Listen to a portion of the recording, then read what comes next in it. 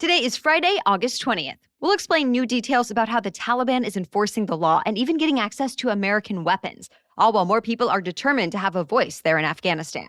Also, a bomb threat near the U.S. Capitol, what officers found after an hours-long standoff. Plus, the federal government is suing Facebook again, which live shows and movies are getting delayed this year, and an online retail giant is preparing to open a giant department store. Welcome to The Newsworthy. All the day's news in around 10 minutes. Fast, fair, fun, and on the go. I'm Erica Mandy. Thanks so much for being here. You ready? Let's do this. Hundreds, if not thousands, of people in Afghanistan are starting to stand up against the Taliban. For the second day, Afghan protesters took to the streets. Reports say the Taliban once again responded to protests with violence, in some cases shooting into the crowds.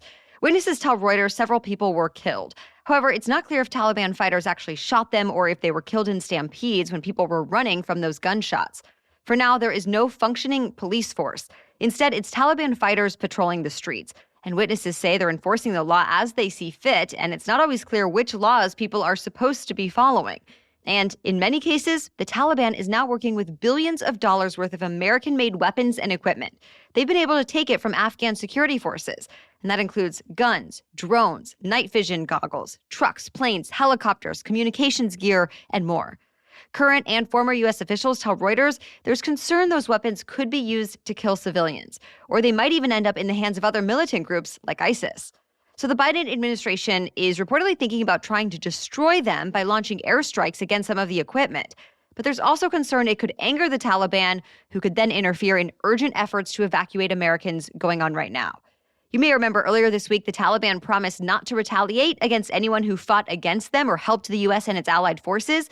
But the New York Times got a hold of a confidential document from the United Nations that says otherwise. It apparently says the Taliban members are already searching for people who worked with the U.S. or NATO, and they've threatened to arrest or kill their family members if they can't find them. So the U.S. military is ramping up evacuations, now flying thousands of American citizens and allies out of Afghanistan every day. But tens of thousands more still need to get out, and the process has been difficult. Hundreds of people who don't have clearance or papers are still crowding around the airport in hopes of catching flights. And in some cases, Taliban fighters have blocked paths to the airport. The Pentagon says the military is in communication with the Taliban to make sure everyone with credentials can eventually get through. But it's still not clear exactly how long that could take. U.S. Capitol police officers were involved in a tense standoff for more than 5 hours. A North Carolina man drove onto the sidewalk outside the Library of Congress in Washington, D.C., and told officers he had a bomb in his truck. Several government buildings were evacuated while police and FBI agents negotiated with the man. And for a few hours, the suspect was live streaming an anti-government rant on Facebook before the social media giant took down his account. Eventually, the standoff did come to a peaceful end. The man crawled out and was taken into custody. Police who searched his truck say they did not find a bomb, but they collected some materials that could have been used to make one. Officials say they do not think he planted any explosives elsewhere, and they think he worked alone. Now, investigators are trying to figure out exactly what motivated this man, but it'll be business as usual around the Capitol today. The remnants of Tropical Storm Fred left parts of North Carolina flooded, and sadly, at least 2 people died in those floods, and about 20 are still missing. The storm left many roads impassable. It also damaged or destroyed at least 10 bridges and swamped many homes and businesses. North Carolina's governor has promised to help people rebuild. And that same storm system is pushing through New York and New England with heavy rains today. And the next one could be right around the corner. Tropical Storm Henry is expected to turn into a hurricane today, and it looks like it could approach southern New England by Monday, bringing more strong winds, heavy rains, and possible flooding. Henry's exact path is still up in the air, so meteorologists are keeping a close eye on that one. And finally, there's Tropical Storm Grace. That storm hit Mexico as a Category 1 hurricane yesterday. It brought some floods, power outages, and toppled trees, but for the most part, there was no major damage. The threat is not over, though. Forecasters say Grace could make landfall again tonight or early tomorrow. Grace will stay south of Texas, though, so the U.S. likely will not be impacted by this one.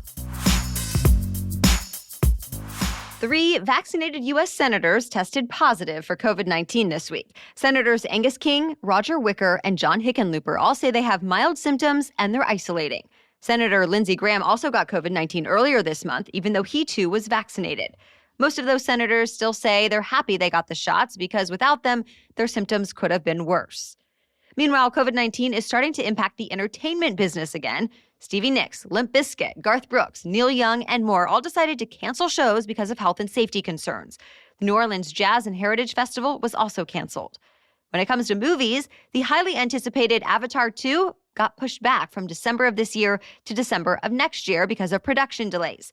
The Batman, starring Robert Pattinson, along with the latest Doctor Strange movie, were also delayed until March of next year. And the next Jurassic World and Minions movies will not be coming out until next summer. There is at least one big event going on this weekend as scheduled, though. New York City is having a huge Central Park concert. It's been in the works for months and was supposed to be in celebration of the city coming back from the pandemic. Now, though, people will need to show proof they've been vaccinated to get in. The lineup for the homecoming concert includes a long list of stars like Bruce Springsteen, Paul Simon, LL Cool J, Carlos Santana, and more. CNN will also air the event live starting at 5 p.m. Eastern tomorrow. More news still ahead, but first, thanks to our sponsor. Comfort and style are, of course, two of the most important things to me when I'm buying a pair of shoes. But I love that with Rothy's, I get both of those things. Plus, I can feel good about buying from a company who cares about the planet. Rothy's are made with 100% recycled materials, like thread spun from plastic water bottles, which blows my mind to think about, especially because the shoes are so cute and comfy. Whenever I go browsing for another pair, I'm impressed by all the shapes, styles, and colors they offer, and there's always something new to discover. In fact, Rothy's newly launched men's shoes are also created with nearly zero waste. Rothy's goes beyond shoes, too. They have spacious, washable bags that are perfect for any fun getaways you might have coming up. As Who What Wear points out, even celebrities love these popular shoes. So step up your summer wardrobe with washable, sustainable, stylish shoes and bags from Rothy's. Head to rothys.com/newsworthy to find your new warm weather favorites today. That's ROTHYS, rothys.com/newsworthy. The federal government is suing Facebook again. For a while now, the Federal Trade Commission, or FTC, has said the social network abuses its power to illegally crush smaller competitors, and it wants a court to step in and force Facebook to break itself up, as in sell off Instagram and the messaging service WhatsApp, so Facebook no longer owns both of those as they do right now.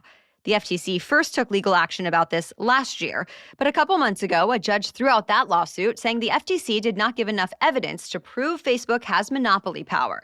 Well, now the FTC says it compiled more evidence, so it filed a new, longer lawsuit.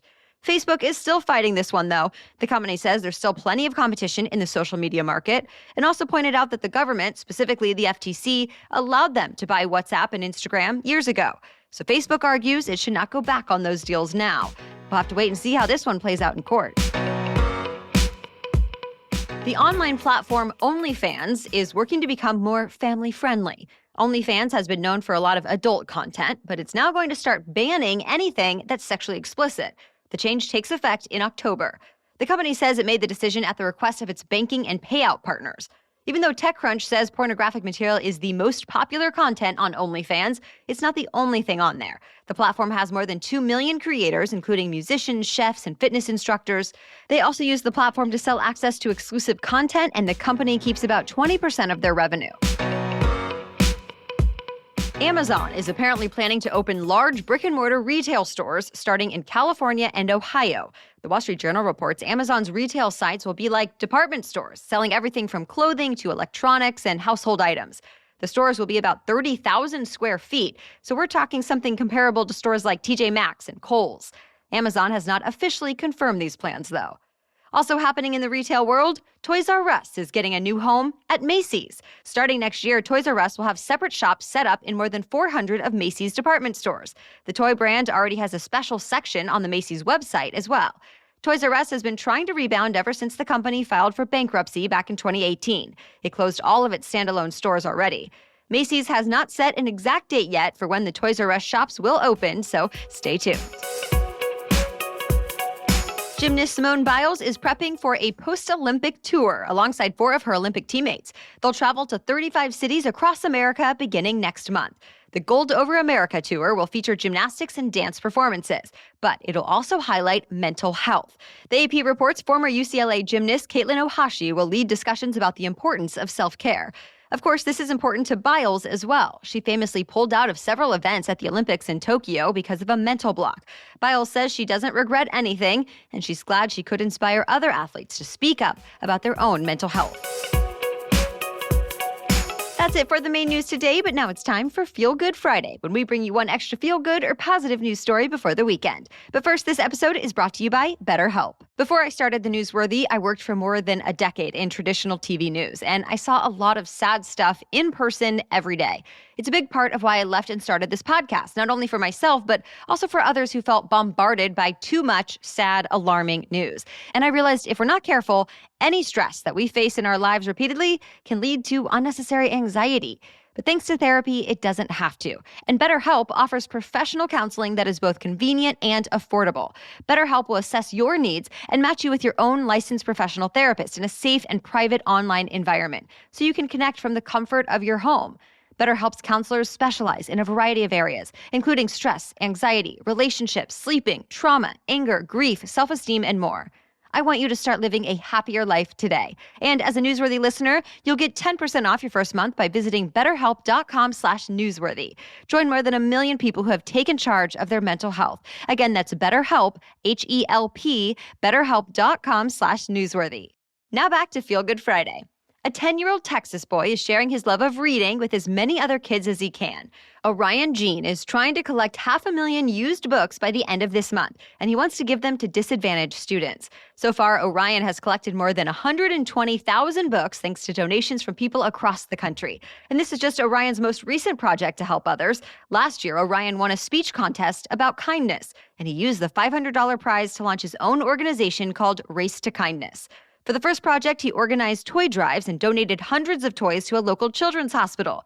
Next, Orion helped collect more than 100,000 meals for families in time for Thanksgiving. And now, it's all about books. But he doesn't plan to stop there. Orion told CBS News he feels he has a moral duty to help people. Oh, and he just started 6th grade this week. If you want to donate to his cause or send money so he can buy more books, we have a link in today's episode notes. All right, we'll be back tomorrow with our special edition Saturday episode. You'll hear an Afghan war veteran's perspective on the Taliban takeover in Afghanistan and what he's hearing from friends right now still in the country. That episode comes out tomorrow morning. For now, thank you so much for listening and have a great day.